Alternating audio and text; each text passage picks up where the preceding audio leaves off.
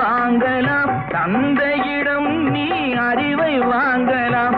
இரண்டும் இருந்தால் பேரை வாங்கலாம், பேரை வாங்கினால் ஊரை வாங்கலாம். நல்ல நல்ல பிள்ளைகளை நம்பி இந்த நாடே இருக்குது தம்பி.